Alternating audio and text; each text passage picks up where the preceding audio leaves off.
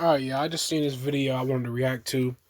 And I was actually vibing with this female after she said what she said. Because I do agree with a lot she said, but she made it about race. Alright. And she's talking about black men. And we're gonna talk about how these females they do worse than good when they speak about black men and feeding black men's victim mentality. That a lot of them get from their mothers. And this mulatto chick from Power, her name is Alex Lapre, or however you pronounce her name. We're gonna watch the video. And they already have so much pressure on a day-to-day basis to be strong consistently. You can never have a bad day because you're a bad day. Like, once I see you have a bad day, that's all you are. And that's my only problem with this video is that she said she made it about black men. And a lot of these females, they encourage the victim mentality amongst black men. And best believe when she's talking about black men, she's not talking about men that look like her. Believe me, she's not. She's talking about dark-skinned black men because that's the narrative they have painted for black men is that they're victims, dark-skinned black men specifically, is that they're victims and everything's the white man's fault. And, you know, it's up to the light-skinned dude to fix it or the mulatto man to fix it, etc. And I'm bringing this up because when they do that, all they're doing is feeding his, you know, all the bad things that he does. And when people tell you the truth, it's because they care about you. When people lie to you and want to keep, it's because they don't care about you. And they want you to keep doing the things you're doing. All right. This is not 1720 anymore. All right, where black men have pressure. As a matter of fact, black men have no pressure at all. And the darker he is, the more non-pressure he has, because y'all have made this man, due to false propaganda, y'all made this man such a victim that y'all kind of like cater to him like the movie BabyBoy.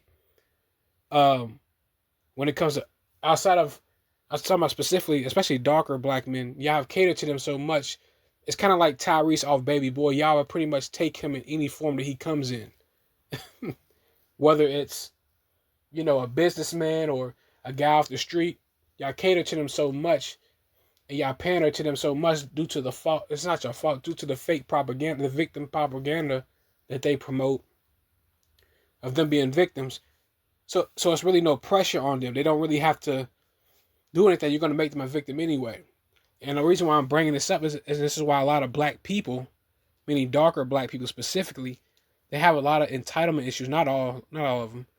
They have a lot of entitlement issues because y'all keep feeding into this victim, their victim mindset, all right, that they have, which they lied and made up.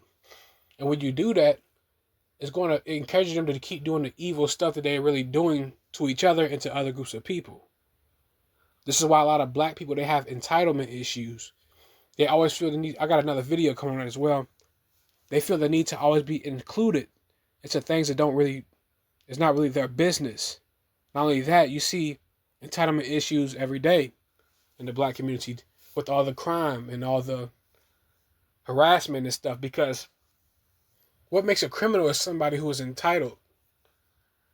People steal things, they take things because they feel entitled to something.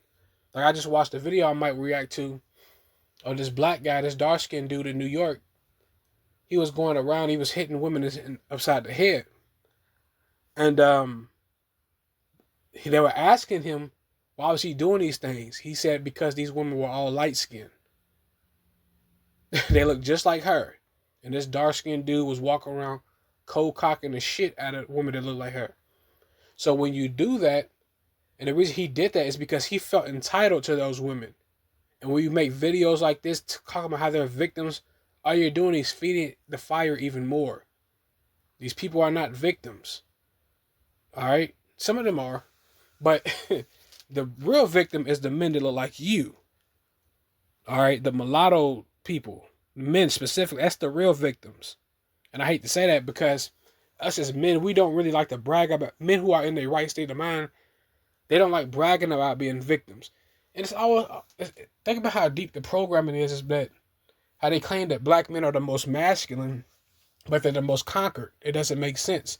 Even though I agree that men of color are definitely they're their most dominant spiritually and physically, but they're the weakest because they're the most conquered. They've been conquered for a reason. You know, we know in the spiritual, the Most High already predestined for that to happen to men of color here in America because we're in captivity. But you're feeding the victim mentality that hasn't been beneficial for people of color, especially darker black people. That's why they keep doing the fuckery that they're doing, because y'all fitting into that victim fake narrative they have concocted for them. You know, I just want to make this video.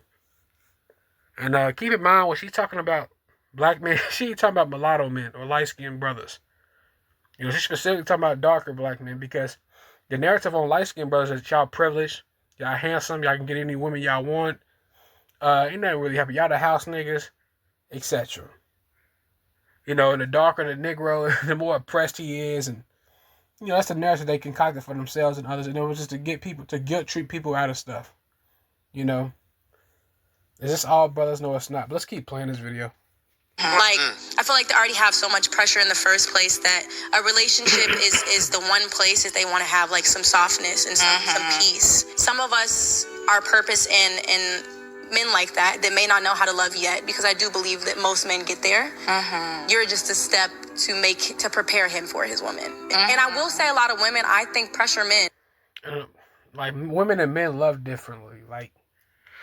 Like loyalty for men is that men will die for their women or whoever they're loyal to.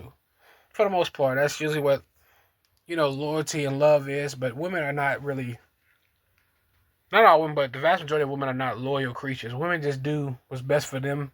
Not all the time, but I said it. The only person the woman can really love is her children, her sons, her daughters, unconditionally. When the woman doesn't really love the same as a man.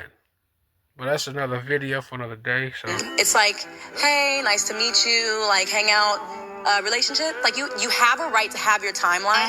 But I feel like what switches is when the pressure comes in, or if they meet a man and he's not necessarily ready for marriage, but they are, like they disrespect his boundaries and like, well, they pressure him all the time, because you know, especially black men, they already have so much pressure on a day-to-day basis to be strong consistently. You can never have a bad day because you're a bad day. Like once I see you have a bad day, that's all you are. Like I feel like they already have so much pressure in the first place that a relationship is the one place that they want to have like some softness and some peace. I have a lot of male friends.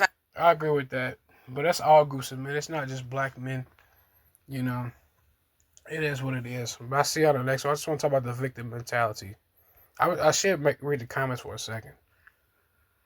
I need me a Effie. So I really agree, but I don't agree. Can't have nothing.